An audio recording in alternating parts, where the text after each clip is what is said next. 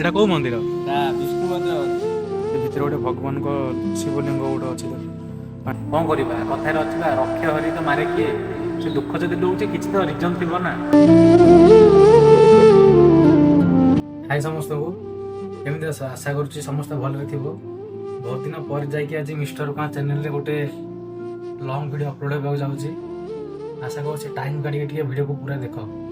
ଆଉ ସେମିତିରେ ବି ଆଜି କାର୍ତ୍ତିକ ପୂର୍ଣ୍ଣିମା, ମୁଁ ଏଇ ପର୍ଯ୍ୟନ୍ତ ଗାଧେଇନି, କିଛି ନୁହଁ, ଯାଏ ଟିକେ ଗାଧେଇ ଫ୍ରେଶ ହେଇ ପଳେଇ ଆସେ। ଆସିଲେ ଯିବା ଟିକେ ମନ୍ଦିର ଯାଇକି ଦର୍ଶନ କରିକି ଆସିବା। ମୁଁ ପଳେଇ ଆସିଲି ମୋର ଗାଧପାଧ ହେଇକି, ଯିବା ଟିକେ ମନ୍ଦିର ଯାଇକି ଦର୍ଶନ କରିକି ଆସିବା। ଗୋଟେ କାର୍ତ୍ତିକ ମାସ ବୋଲି ଚୁଟି ବି କାଟୁନି, ବହୁତ ବଡ଼ ହେଇଗଲାଣି ଚୁଟି ଗୁଡ଼ା।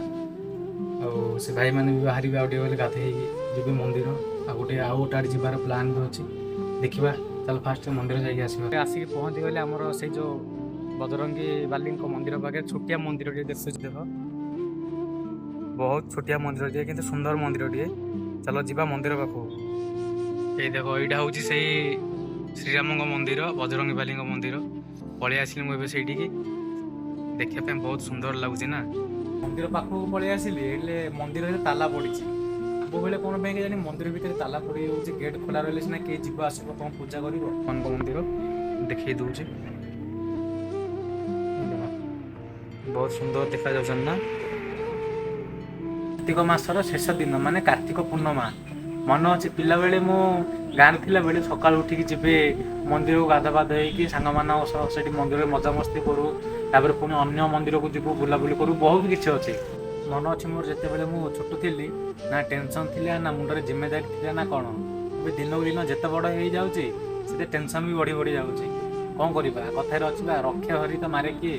ସେ ଦୁଃଖ ଯଦି ଦଉଛି କିଛି ତ ରିଜନ ଥିବ ନା। ବାକି ଆମେ ତ ଆସିଛନ୍ତି କର୍ମପଥକୁ, ଆମେ ଆମର କର୍ମ କରି ଚାଲିବା। ଥୋଡ଼ି ନା ଆମ ହାତରେ ଆମର ସୁଖ ଅଛି ନା ଆମର ଦୁଃଖ ଅଛି। ଯାହା ଭଗବାନ ଦେବେ ଆମକୁ, ନିଜ ନିଜର କର୍ମ କରି ଚାଲ। ଚାଲ ମନ୍ଦିର ଦର୍ଶନ ହେଇଗଲା, ମୁଁ ଯିବି ପୁଣି ଆଉ ଗୋଟିଏ ମନ୍ଦିରକୁ। ହବ ଯଦି ଟିକେ ଦୂର ହେବ ଆମ ରୁମ୍କୁ, ପୁଣି ଆଉ ଗୋଟେ ଜାଗାକୁ ଯିବାର ଅଛି। ବେଶୀ ଡେରି ନ କରି ଚାଲ ଯିବା ସେଠିକୁ। ସମସ୍ତେ ବାହାରି ବୁରିକି ରେଡ଼ି ହେଇଗଲୁ, ଯିବୁ ବୁଲିବା ପାଇଁ। ଏଇ ଦେଖ, ସେମାନେ ଆଗରେ ଯାଉଛନ୍ତି। ଚାଲ ଗଲା ପରେ ଦେଖା ହବ ସେଇଠି ଆଉ। ଆମେ ଏବେ ଆସିକି ଆମ ଠିକ୍ ଲୋକେସନରେ ପହଞ୍ଚିଗଲୁ। ଆମର ରୁମ୍ରୁ ଆସିକି ପାଖାପାଖି ଆମ ରୁମ୍କୁ ଏଇଟା 15 କିଲୋମିଟର ପାଖାପାଖି ହେବ। ନାଁ ଦେଖ, ମନ୍ଦିର ନାଁଟା ଏଇଟା ହେଉଛି ସେଇ ମନ୍ଦିର। କେତେ ବହୁତ ବଡ଼ ମନ୍ଦିର ଏଇଟା। କୋଉ ଠାକୁର କେଜାଣି ଏଇଟା, ମୁଁ ନିଜେ ବି ଜାଣିପାରୁନି ଏଇଟା କୋଉ ଠାକୁର। ଆମର ଗୋଟେ ଭାଇ ସେ ଭିତରକୁ ଅଲରେଡି ଯାଇସାରିଲେଣି ମନ୍ଦିର ଭିତରକୁ। ଆଉ ଜଣେ ଏଠି କଥା ହେଉଛନ୍ତି। ଚାଲ ବେଶୀ ଡେରି ନ କରି ଯିବା ମନ୍ଦିର ଭିତରୁ, ଦେଖିବା କୋଉ ଠାକୁର ଅଛନ୍ତି ମନ୍ଦିରରେ, କେମିତି କ'ଣ ଯିବା ଦର୍ଶନ କରି ଆସିବା। ଚାଲ ଗାଇସ୍, ମୁଁ ଭାବୁଥିଲି ଏଇଟା କୋଉ ଶିବ ମନ୍ଦିର କ'ଣ ହେଇଥିବ, ହେଲେ ଏଇଟା ଶିବ ମନ୍ଦିର ନୁହଁ।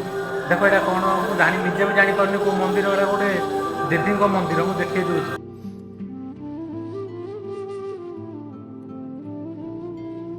ଗାଇସ୍, ଏଇଟା ଆମେ ଶିବ ମନ୍ଦିର ଭାବିକି ଆସିଲୁ। ଏଇଟା କହିବାକୁ ଗଲେ ଶିବ ମନ୍ଦିର ଟୋଟାଲି ନୁହଁ, ଦେଖାଯାଉଛି ବହୁତ ବଡ଼। ମୁଁ ଭାବିଲି ଶିବ ମନ୍ଦିର। ଚାଲ ଆର ପଟେ ଆଉ ଗୋଟେ ମନ୍ଦିର ଅଛି, ଦେଖିବା ସେଇଟା ବୋଧେ ଶିବ ମନ୍ଦିର। ଚାଲ ସେଇଠି ଗଲା ପରେ ମୁଁ ଦେଖଉଛି ତମକୁ। ଆସିକିରି ଆମେ ସେ ଶିବ ମନ୍ଦିରରେ ପହଞ୍ଚିଗଲୁ ହେଲା। ଏଇ ପଛପଟେ ଦେଖ, ଏଇଟା ହେଉଛି ସେ ଶିବ ମନ୍ଦିର। ଆମେ ଦର୍ଶନ କରିସାରିଲୁଣୁ, ବାହାରିଲୁଣୁ ପୁଣି ଆଉ ଗୋଟେ ମନ୍ଦିର ପାଖକୁ ଯିବାକୁ।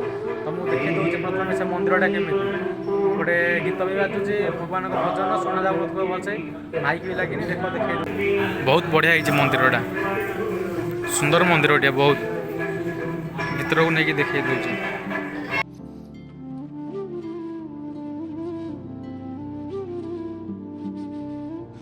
ମନ୍ଦିରଟା ଦେଖିବା ପାଇଁ ଗଲେ ବହୁତ ବଡ଼ ଅଛି, ଆଉ ବହୁତ ଭଲ ଭଲ ଚିତ୍ର ଗୁଡ଼ାକ ବି ଅଛି ଭଗବାନଙ୍କର।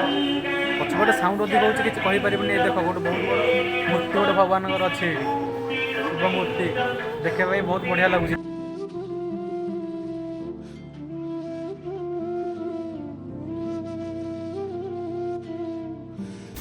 ଫାଇନାଲି ସେଇଠି ମନ୍ଦିର ଦର୍ଶନ ସରିଲା। ପାଖରେ ହିଁ ଗୋଟେ, ଏ ଦେଖ ପଛପଟେ ଦେଖାଯାଉଛି ଆଉ ଗୋଟେ ବହୁତ ବଡ଼ ମନ୍ଦିର ଗୋଟେ ପାଖରେ ହେଇଥିଲା। ତ ଆଉ ଗୋଟେ ଆମେ ସେଇ ମନ୍ଦିରକୁ ପଳେଇ ଆସିଲୁ। ଦେଖିବା ଏଇଠି କୋଉ ଠାକୁର ଅଛନ୍ତି କ'ଣ। ଏଇଠି ତ କିଛି ଜଣା ବି ପଡ଼ୁନି ଲାଙ୍ଗୁଏଜ କ'ଣ, ତାମିଲ ଲାଙ୍ଗୁଏଜ ଏଇଠି ରଖିଛନ୍ତି। ଚାଲ ମନ୍ଦିର ଭିତରକୁ ଗଲା ପରେ ଧରା ପଡ଼ିବ। ଏଇଟା କୋଉ ମନ୍ଦିର? ଏଇଟା କୋଉ ମନ୍ଦିର? ଏଟା ବିଷ୍ଣୁ ମନ୍ଦିର। ଆଉ ସେଇପଟଟା ଭେଙ୍କଟେଶ ମନ୍ଦିର। ଦିଟା ମନ୍ଦିର ଗୋଟିଏ ଜାଗାରେ ଅଛି। ଚାଲ ଚାଲ ଭିତରୁ ଯାଇ ରାମଙ୍କ ମନ୍ଦିର। ଏଇ ଦେଖ, ଏଇଟା ହେଉଛି ସେଇଠି ଶ୍ରୀରାମ, ଲକ୍ଷ୍ମଣ, ସୀତା। ମା ସୀତା ଅଛନ୍ତି, ତା ପାଖରେ ଅଛନ୍ତି ପ୍ରଭୁ ହନୁମାନ। ଆର ପଟ ଅଛି ବିଷ୍ଣୁ ମନ୍ଦିର। ଏଇଟା ହେଉଛି ସେଇ ବିଷ୍ଣୁ ମନ୍ଦିର।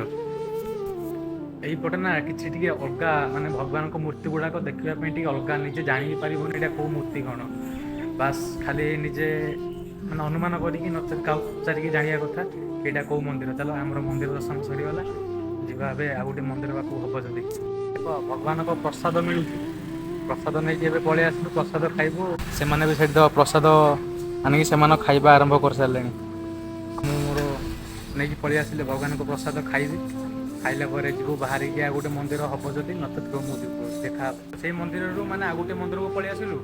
ଆଉ ଏଇ ମନ୍ଦିର ନାଁଟା ହେଉଛି ମା ଦୁର୍ଗାମେଶ୍ୱରୀ ଟେମ୍ପୁଲ ନା କ'ଣ ଏମିତି ଗୋଟେ ନାଁଟା, ନାଁ ବି ଅଜବ ଏଥିର, ମାନେ ପାଟିରେ ହେଉନି କିଛି କହିବା ପାଇଁ। ଚାଲ ତମକୁ ଦେଖେଇ ଦଉଛି ଏଇ ମନ୍ଦିରର ଚାରିପଟେ ମାନେ କେମିତି ଦେଖାଯାଉଛି, ବଢ଼ିଆ ଭିଉ ବଢ଼ିଆ ଅଛି ଦେଖ।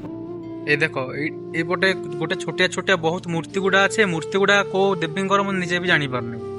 ଆଉ ଏଇଠି ଗୋଟେ ଅଛି ମୁଁ ଦେଖେଇ ଦଉଛି, ଏଇଟା ଗୋଟେ କୋଉ ଦେବୀ ମୁଁ ନିଜେ ବି ଜାଣିପାରୁନି। ମାନେ ଏମାନଙ୍କୁ ମୁଁ ଜାଣିନି ବି ମାନେ କୋଉ ଭଗବାନ କୋଉ ଠାକୁର ଏମାନେ।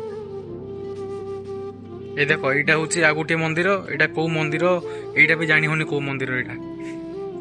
ଯେତେ ନାଇଁ ଓ ଯେତେ ନାଇଁ ଏ ଦେଖ ଏପଟେ ପାଣି ପାଣି ବହୁତ ଗୁଡ଼ାଏ ପାଣି ଅଛି। ଆଉ ସେଇ ଭିତରେ ଗୋଟେ ଇଏ ଦେଖ ଦେଖାଯାଉଛି, ସେଇ ଭିତରେ ଗୋଟେ ଶିବଲିଙ୍ଗ, ଭଗବାନଙ୍କ ଆଙ୍ଗୁଠି ଦେଖାଇବା କଥା ନୁହଁ, ସେ ଭିତରେ ଗୋଟେ ଭଗବାନଙ୍କ ଶିବଲିଙ୍ଗ ଗୋଟେ ଅଛି ଦେଖ।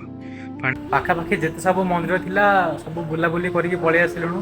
ଯେହେତୁ ଆଜି କାର୍ତ୍ତିକ ମାସର ଶେଷ ମାନେ କାର୍ତ୍ତିକ ପୂର୍ଣ୍ଣିମା ଆଜି, ଆଉ ଏବେ ତ ସବୁ ମନ୍ଦିର ବୁଲାବୁଲି ସରିଲା, ଆଉ କିଛି କାମ ନୁହଁ ଆମର। ତ ଆଉ କିଛି ସମୟ ପରେ ଆମେ ବୁଲାବୁଲି ସାରି ଆମେ ଆମ ରୁମ୍କୁ ଯିବୁ ଭାରି। ବାକି ଭିଡ଼ିଓକୁ ଲାଇକ୍ ସେୟାର କରିବେ, ରହୁଛି ନେକ୍ସଟ ଭିଡ଼ିଓରେ ଦେଖାହେବ।